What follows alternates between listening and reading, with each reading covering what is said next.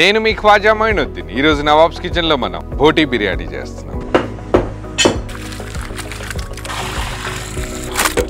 నీళ్ళని బాగా ఉడికించాక దాంట్లోనే బోటీ యాడ్ చేసాం. కుకింగ్ ఆయిల్ యాడ్ చేద్దాం. రా స్పైసెస్, చిన్నగా తరిగిన ఉల్లిపాయ ముక్కలు యాడ్ చేద్దాం.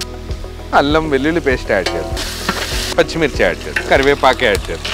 ఒరిజినల్ స్మెల్ పోవడానికి మనం నూనెలో 10-15 నిమిషాల పాటు చక్కగా వేయించాలి. Tomato pieces, coriander powder, cumin powder, garam masala, coriander leaves,